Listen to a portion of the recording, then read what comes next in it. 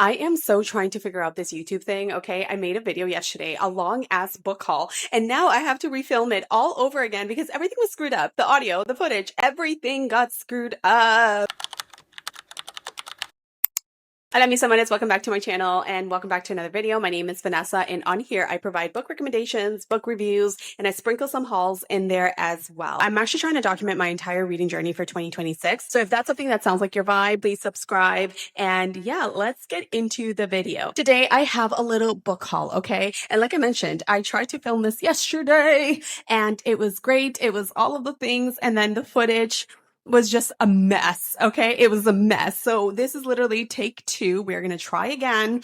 And yeah, let's get into it. All of these books are from Bookoutlet.ca. If you are Canadian and you are a reader and you don't know what Bookoutlet.ca is, why? Bookoutlet.ca is an online bookstore and they sell discounted books for a very reasonable price. All of the books are super affordable. I want to say that all of these books were like $7 to $12, which honestly for $50 you can get a whole bunch of books. And I actually try to buy from there at least once a month or once every 6 weeks for both me and my kids because the books are so affordable. Plus they have free shipping. The shipping is super fast. I mean, what's there not to like about bookoutlet.ca? I wish they had newer releases, but a lot of the books are overstock, but their catalog is still super expansive and so many of the books are awesome. Some of these books I have already read, but the majority I haven't. If I've read the book, I'll let you know a little bit about it. For the remainder of the books that I haven't read, it's sort of like going in blind. I mean, I do a lot of research on a book before I buy a book, but for the most part, I try to go into my books as blind as possible. But at the same time, I don't want to be spending my money, on a book that I'm not going to like. So I do a fair bit amount of research before I buy a book. In any case, let's get into the haul. So starting off, I picked up Brother by David Chariandy. Now, this is a Canadian author. I am so excited to get into this book because it does follow two brothers in Toronto. So if you don't know, I am originally from Toronto. I spent a lot of time there. I immigrated there when I was 5, and I spent a lot of time in what sounds like the areas that the book is taking place in. So this book essentially follows two brothers who are Trinidadian, and they have immigrated to Toronto, and they are trying to overcome all of the obstacles and all of the low expectations that they encounter. It sounds sort of like a coming of age story. I don't know. I'm really excited for this one because it's distinctly Canadian and I am trying to find more Canadian books, authors, because I'm Canadian, so represent. This one is a nonfiction book. This is Screaming on the Inside, the Unsustainability of American Motherhood. As you guys know, I am a mom of 4, okay?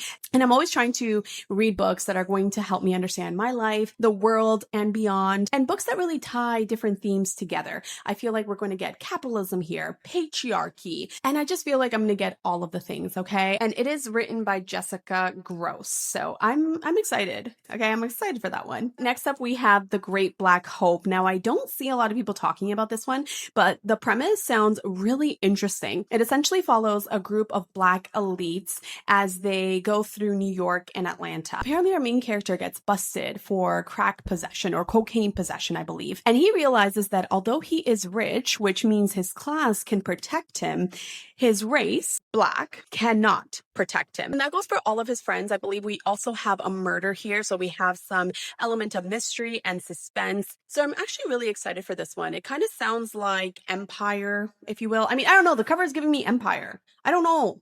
I don't know, but I'm really excited for this one. Okay, so on brand with me trying to read more Canadian literature, I picked up The Knowing by Tanya Talaga. It's basically a retelling of Canadian history through an Indigenous lens. And she basically talks about the impact that many different Canadian policies has had on the Indigenous community, both historically and in contemporary times. So things like residential schools and the impact of missing and murdered Indigenous women. I think this is going to be a very important read. I can't wait to kind of delve into it. I might do something where I read one chapter a day. I'm not going to try to just breeze through it. I think I might give it like a chapter at a time. I'm excited to read this one. I want to get into more Canadian literature. So next up, I picked up Etched in the Sand. Now, major trigger warning if you do put this one on your TBR. It is a memoir where our author, Regina Calcaterra, she details her experience surviving and overcoming severe, brutal, childhood abuse. It sounds like it's going to be very detailed.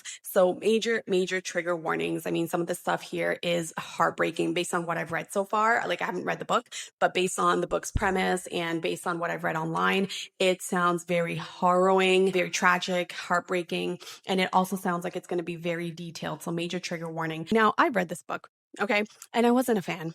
I wasn't a fan, okay? This is Dear Debbie. It's basically about a suburban mom who has had enough, okay? She's had enough with all of the people who have wronged her. And she sets out to right all of the wrongs. Her daughters won't talk to her. Her husband's being all mysterious. I'm not trying to like spoil it for you guys, but that's essentially the premise of the book, okay? And then there's a huge twist at the end. This was a fast read. It was super quick. I read it literally in under 24 hours. I've heard that all of her novels are super quick, like they're super quick reads. Wasn't crazy about it, but I also didn't hate it. Just look out for my review. It's coming. This next book might be very niche, okay? I have a lot of special interests, some of which a lot of people just don't understand why. So I am particularly curious about the spatial politics of exclusion and the ways in which states or governments can use the idea and concept of space as a tool for exclusion and inclusion. Now, the best example is the Ghetto. I actually don't know what it is, but it's one of my hyperfixations. So I picked up Ghetto, The Invention of a Place, The History of an Idea by Mitchell Duneier. This book was awful. Okay, I've read it already. It was awful. This is an example of everything that a nonfiction book shouldn't be. It was just dense. The title oversells it. I did not have a good time with this one. I was begging, praying for it to be over. Such a fantastic concept, but falls so flat. I did not like it. Okay, so more nonfiction. I picked up Bad Feminist by Roxane Gay. Now, Roxane Gay is a Haitian American. She's a cultural critic, and she is the creator of the Audacity newsletter, which basically provides social and cultural commentary on issues, things that come up in the media. And I was really excited. This was a very anticipated, highly anticipated read. I couldn't wait to start this one. I care about feminist theory. I love learning about feminist theory. So I was like, yeah, add it to my cart. But it fell a little short for me. It fell a little flat because her premise basically is that feminism depends on us being ideologically pure. And she doesn't consider herself ideologically pure because she enjoys degrading music from time to time. She consumes problematic media, as we all do from time to time. And all of these other things that she likes that are considered anti-woman. And as a result, that makes her a bad feminist. I understand where she was going with this, but ultimately, it just fell a little flat for me. I don't know. We got a lit fic by. This is Erasure by Percival Everett. Essentially, this book follows our main character who is an aspiring writer. On a whim, he decides to submit an unfinished manuscript. Now, this unfinished manuscript is a parody of Black life and experiences. The problem is it gets picked up and it becomes a hit. And as a result, the manuscript becomes the voice of Black people, Black life, Black experiences, but it was only supposed to be a parody. And so our main character has to contend with the fallout of his unfinished manuscript becoming a commercial success. I think I'm going to have fun with that one, but yeah, let's get into some Jesymn Ward. I picked up Men We Reaped. This is a memoir, so it is nonfiction. Now, Jesymn Ward talks about 5 Black men that were near and dear to her heart who she has lost, right? They have died. And the premise of the book essentially is that these men, these Black men, have not died due to natural life circumstances. Rather, they have died because of their racial identity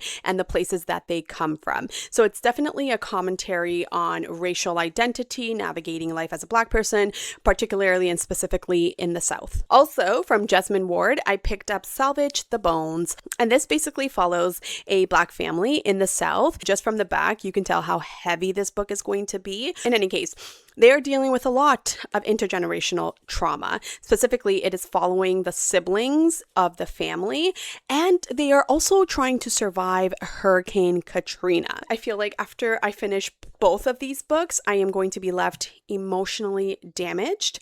I've heard great things about Jesymn Ward, and I can't wait to read more of her work. Okay, next up, I picked up this little mini book. It is Passing by Nella Larsen. It is said to be a classic, and I do want to get into reading more classics. So essentially this one follows two women who are biracial, and they are light-skinned enough that they're able to pass off as white, hence the title of the book. Now, this is set in 1920s Harlem. One of our main characters has been hiding her racial identity from her white husband. Her husband actually comes to discover her true racial identity, and I believe that's where a lot of the tension is going to lie. I might be wrong, but yeah, that's what this one is about. And like I said, I'm trying to read a little bit more classics, so I'm excited to get into this one as well. I've been dying to get into Kristin Hannah. I mean, like, when people describe her books on social media, on TikTok, Instagram, whatever, I'm like, that is right up my alley. Give me all the Kristin Hannah, okay? So I picked up Winter Garden. Now, this one is a little difficult to describe. The book summary is not very detailed, but from what I understand, the book follows a mother-daughter trio. It starts in 1940s Leningrad, so it somewhat takes place within the context of World War II, and it kind of follows their journey to modern-day Alaska. There's a lot of intergenerational trauma. We have some romance, a love story in there, and it just sounds like it's going to be very heavy as well. And I heard that all of her books are tear jerkers. You are going to be left emotionally damaged, okay, after reading Kristin Hannah. Okay, next up I have The Perfect Marriage by Jeneva Rose. And let me tell you something. I read this book already and I was not a fan. And you know why I'm so upset? I'm so upset because this was based off y'all's recommendation, okay? Y'all told me this was good. No, I hate saying that a book is not good, but I didn't enjoy it at all. We basically have a failing marriage because there's an affair. The husband is having an affair and his mistress ends up dead. Now, the wife, who is basically our main character, she's basically a high-profile lawyer. She's very successful, and she becomes his only hope of being cleared of any wrongdoing because he has now become the prime suspect in the murder of his mistress. It's just not that good, not that entertaining. I mean, you're not missing much if you skip this one and not put it on your TBR. Oh wait, this one I haven't read. This is Someone Knows by V. Keeland. It sounds like we have a little past present situation. Her past is dark, something happened. She's trying to overcome her past, and then suddenly she's a professor. Suddenly one of her students starts submitting chapters, and all of these chapters sound very similar to a situation that happened in her past. She returns to her hometown where she finds out that the past is far from over. So it has all of the elements of a traditional psychological thriller. It feels like a quick read. I mean, it's not too long. It's like under 300 pages. So I feel like I'm going to get through this one fairly quickly. I've heard really good things about V. Keeland, and I am excited to get into it. Next up, we have Piglet, another lit fic, and this was another TikTok recommendation, and this is written by Lotti Hazel. I recently actually read this one, and I have mixed feelings about it. There's so much to take away from this book, but at the same time, I have so many mixed feelings. I wasn't entirely crazy about the book, but I didn't dislike it to the extent that I disliked this one, but mixed feelings. Okay, mixed feelings. Essentially, our main character is weeks away from her wedding, and the book is structured through a countdown, like a week-to-week countdown until the big day. And at the 2-week mark, her soon-to-be husband confesses to the ultimate betrayal. So she is betrayed by her soon-to-be husband, and they're supposed to be getting married in 2 weeks. Now, our main character is a culinary chef. She considers cooking a work of art. She is highly skilled at making all of these opulent, rich dishes. I mean, this book makes food sound so luxurious. I swear, if you read it, you'll understand what I mean. In any case, she is the ultimate culinary chef, okay? And she has always had a complicated relationship with food, but she has somehow taken control of her relationship with food through being a chef. Now, after she is betrayed by her soon-to-be husband, she spirals, and her complicated relationship with food gets even more complicated. Trigger warning, trigger warning, trigger warning for this one. We have binge eating. I had some qualms with it, but it's very interesting. I have 2 more books to show you. This one is Sluts, The Truth About Slut Shaming and What We Can Do to Fight It. It's written by Beth Ashley, and a moment for the cover. What? The cover is everything. I feel like when I put this on my bookshelf, I'm going to put it front and center, okay? And it's all about slut shaming. okay? And where it came from. What is in the word sluts? And the author really goes into how the concept has changed over time. Why is slut shaming so dangerous? And she really tries to give us the tools to effectively challenge it. But no, if you love nonfiction and there's just certain nonfiction books that just really do it for you, you'll understand how I feel about this one, okay? It's just like, okay, I can't wait to read this, okay? It is high priority. And last but not least, I have Lisa Jewell's None of This Is True. Now, I'm really excited to get into this one as well because it is a TikTok recommendation and I've been led astray. Okay? But something tells me that I might like this one a little bit more than I like The Perfect Marriage. In any case, this is about our main character who is a podcaster and the fact that she has met a woman who at first glance is unassuming and harmless.